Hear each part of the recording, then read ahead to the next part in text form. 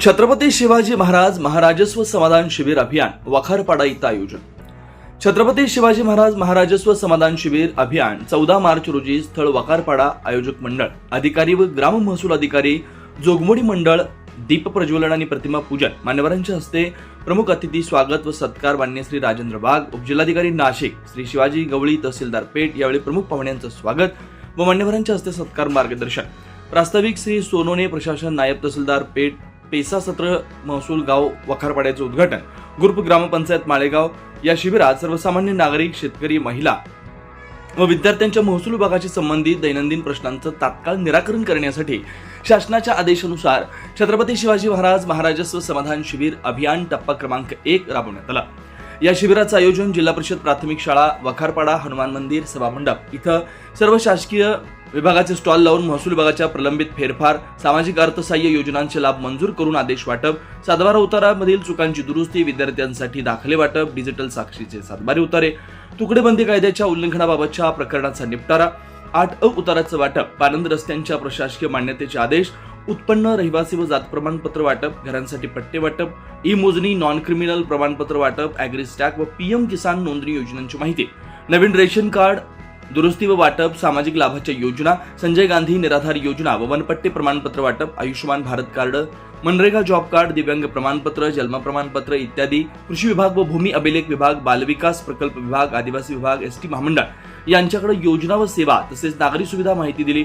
अनेक महसूल सेवा एकाच दिवशी व तात्काळ उपलब्ध करून दिल्या. त्यामुळे प्रलंबित कामाचा जलद निपटारा होऊन शेतकरी व सर्वसामान्यांना मोठा दिलासा मिळाला.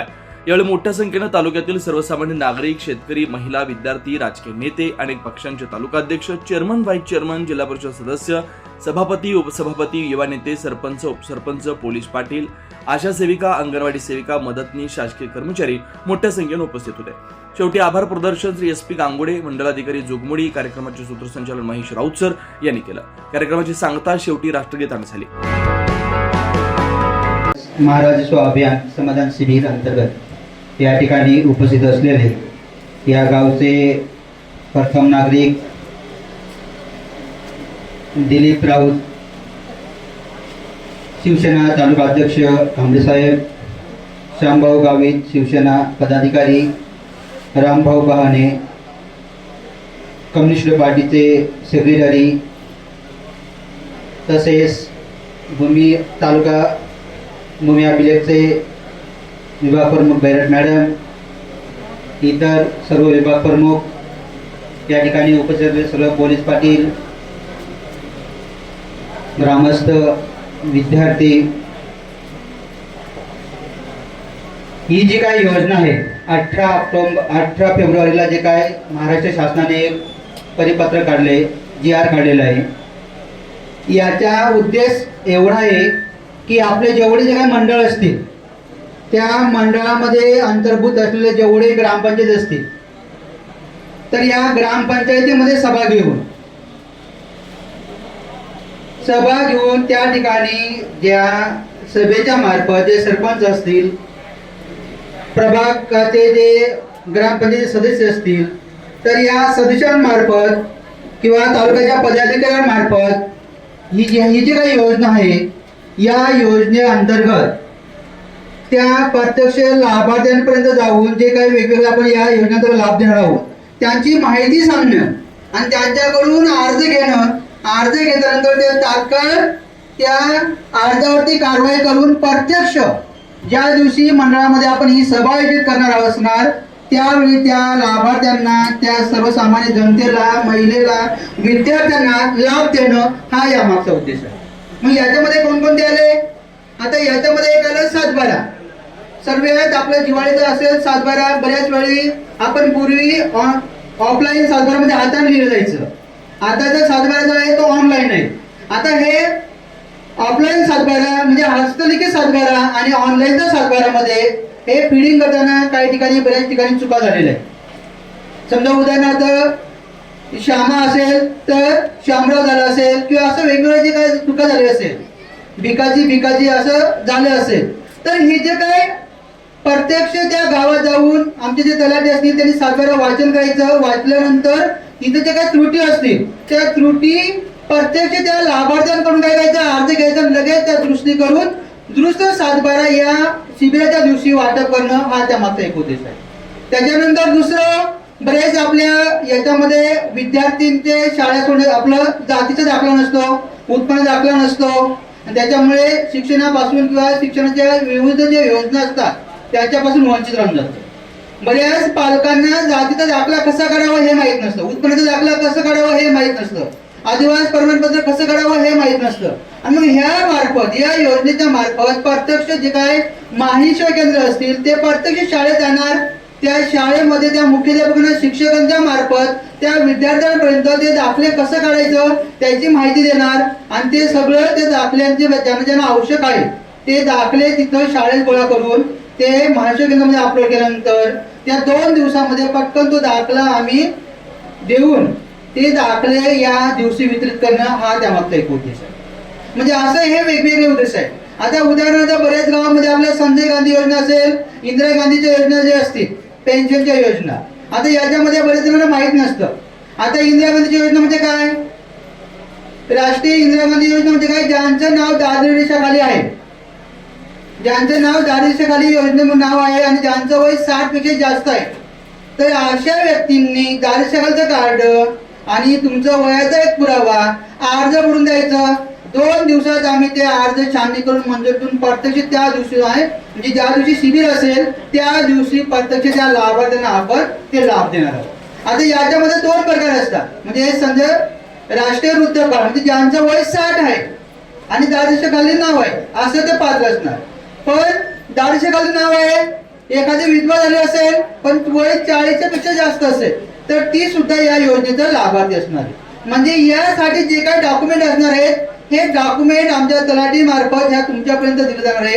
फक्त तुम्ही अर्ज भरून द्या. अर्ज भरून दिल्यानंतर आपण या 2-3 दिवसामध्ये लगेच आपण काय करणार आहोत, हे अर्ज छाननी करून लगेच त्या ठिकाणी प्रत्यक्ष आपण या मंडळामध्ये जेवढे जे गाव असतील त्या गावाच्या लाभार्थ्यांना हा लाभ देण्याचा हा प्रयोजन आहे. याच्यामध्ये अजून दुसरं की याच्यामध्ये जर समजा दारिद्र्याखाली कार्ड मध्ये नावच नसेल, बीपीएल मध्ये नावच नाहीये, मग अशाने काय करायचं, तर अशा यांनी ज्यांचं वय म्हणजे श्रवणबाळ योजना म्हणतात त्याला, की आपलं जे महाराष्ट्र शासन राबवते, ज्यांचं वय 65 आहे अशा 65 असलेल्या वयातल्या व्यक्तींनी पण त्याचं नाव दारिद्र्याखाली नाहीये, त्यांनी 21,000 उत्पन्न दाखला काढून वयाचा पुरावा देऊन अर्ज सादर करायचा. त्याच्यानंतर संजय गांधीमध्ये जे विधवा असेल, ज्यांचा घटस्फोट झाला असेल, काडीमोड झाले असेल किंवा नवऱ्याने सोडून दिलेले असेल, अशा जे काय विधवा असेल, परित्यक्ता असेल, घटस्फोटी महिला असतील, अशाने सुद्धा यामध्ये अर्ज करायचे. आणि अर्ज केल्यानंतर आपण जास्तीत जास्त या ठिकाणी जे पात्र लाभार्थी असेल अशा 2-3 दिवसामध्ये तुमचं जर अर्ज आमच्याकडे आलं तर अर्ज छाननी करून आपण लगेच या ठिकाणी लाभ देण्याचा प्रयत्न करणार आहोत. त्याच्यानंतर सुरुवातीला आपण कम्युनिस्ट पक्षाने ज्या ठिकाणी मोठा मेळावा आयोजित केला होता त्या ठिकाणी आपलं जे वनपट्ट्याचे झाड जे आहे त्या ठिकाणी मोठ्या प्रमाणात आपल्याकडे 5138 वनपट्ट धारकांचे या योजनेअंतर्गत त्या ठिकाणी अर्ज प्राप्त झालं. ते सुद्धा अर्ज आपण छाननी करून आपण प्रांत ऑफिसला या ठिकाणी पाठवलेले. कालच याच्यामध्ये काय काय प्रोसेस करायचं म्हणून आमच्या अधिकारी कर्मचाऱ्यांचे सुद्धा या ठिकाणी ट्रेनिंग झालेलं आहे. आणि हे जे तुम्ही जे अर्ज दिले याच्यावरती सुद्धा आपण तात्काळ निर्णय घेण्याचा प्रयत्न करणार आहोत.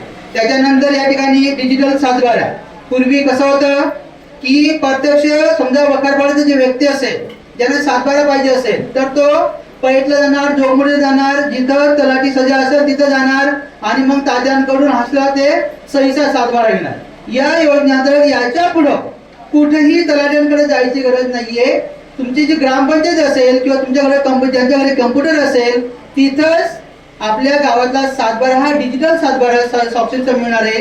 कुठेही जायची गरज नाही. आणि शासनाचा उद्देश जो आहे की बऱ्याच जणांना आपल्या खेडोपाडी लोकांना डिजिटल सातबाराविषयी माहीत नसतं आणि हे डिजिटल सातबाराचा प्रचार आणि प्रसार करणं सुद्धा हा त्यामागचा एक उद्देश आहे. असे हे वेगवेगळे याच्यामध्ये या शासन निर्णयानुसार केलेले.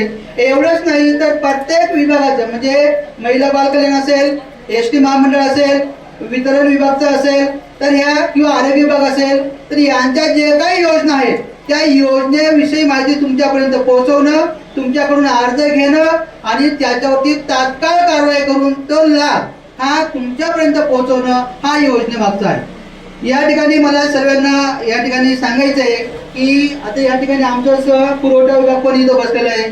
ज्यांचं रेशन कार्ड काढलेलं नसेल किंवा ज्यांचं रेशन कार्डमध्ये मुलांचं नाव वाढवायचं असेल किंवा एखादा व्यक्ती मय झाला असेल तर आमच्या इथं स्टॉल लावलेला आहे. सगळ्या या गावातल्या लोकांना विनंती आहे की आपापलं ते रेशन कार्डमध्ये नाव कमी करणं, जास्त किंवा वाढवणं हे या ठिकाणी आहे ते करून घ्यायचे. त्याच्यानंतर आपण या ठिकाणी आधार किट सुद्धा हे केलेले. आपण जर बघितलं तर याच्यामध्ये पावसाळ्यामध्ये जे मोठ्या प्रमाणात शेतीचं नुकसान झालेले आहे या नुकसानीमध्ये बऱ्याच शेतकऱ्यांना अजून त्याचा लाभ मिळाला नाही. याचा अर्थ याच्यामध्ये काय आलेलं आहे की तुमचा जो आधार कार्ड आहे, जे आधार कार्ड आहे त्या आधार कार्डवरती फॉर एक्झाम्पल एखाद्या व्यक्तीचं जर जन्मतारीख असेल 5/6/1980 पण बऱ्याच याच्यावरती फक्त 1980 असेल तर अशा बऱ्याच जे आधार कार्डमध्ये अजून अपडेट झालेलं नसेल तर असं अपडेट झालेलं नसल्यामुळे त्यांना अजून त्याचा लाभ मिळाला नाही. म्हणून आपण असं जे काय असेल वंचित राहिलेले असेल याच्यासाठी आपण आधार किट या ठिकाणी लावलेलं आहे. या ठिकाणी सर्वांना विनंती आहे की आपलं आधार कार्ड चेक करायचे. ज्यांचं असं काय जर जन्मतारखामध्ये जर पूर्ण जन्मतारीख नसेल तर आधार कार्ड सुद्धा या ठिकाणी अपडेट करून घ्यायचे. त्याचप्रमाणे बऱ्याच योजनेचे तुमचं ही केवायसी पूर्ण झाले नसल्यामुळे तुम्हाला प्रत्यक्ष त्या ठिकाणी लाभ मिळत नसतं. म्हणून आपण ती सुद्धा या ठिकाणी प्रत्यक्ष तुम्हाला पेठला जायची गरज नाही, जोगमुडीला जायची गरज नाही, करंजाळीला जायची गरज नाही. म्हणून आपण या ठिकाणी आधार सेंटर सुद्धा या ठिकाणी आधार किट सुद्धा इथं आणलेलं आहे. आणि म्हणजे या योजनेचं या मंडळातला जेवढे गाव असतील यांनी या आधार कार्ड काढून ज्यांच्याकडे त्रुटी राहिली असेल त्याचा फायदा घ्यायची. म्हणजे ह्या शासनाचा हा उद्देश आहे की तळागाळापर्यंत जाऊन सर्व गावोगाव जाऊन सर्वसामान्य जनतेला या योजनेविषयी माहिती सांगणं, प्रत्यक्ष तिथल्या तिथं अर्ज घेणं आणि 2 ते 3 दिवसामध्ये प्रत्यक्ष निर्णय घेऊन तुमच्यापर्यंत लाभ देणं, तुमचं समाधान करणं हा यामागचा उद्देश आहे. आता या ठिकाणी सर्वांना माझी विनंती आहे की या योजनेचे सर्वांनी लाभ घ्यावं. ज्यांची कोणी चुकी राहून गेलं असेल तर त्यांनी सुद्धा पुन्हा एकदा आमच्या तलाठी असतील किंवा त्याच्या विभागाच्या ज्या योजना असतील त्यांचा अर्ज सादर करा आणि यामध्ये जास्तीत जास्त 2-3 दिवसामध्ये किंवा पुढच्या शिबिर जे आहे आपण पोहोरला 10 एप्रिलला आपण आयोजित करतोय तर त्या ठिकाणी प्रत्यक्ष आपण यांना लाभ देण्याची कारवाई करणार आहोत. धन्यवाद. 24 महाराष्ट्र न्यूज लाईव्ह प्रतिनिधी श्री धर्मराज चौधरी पेठ.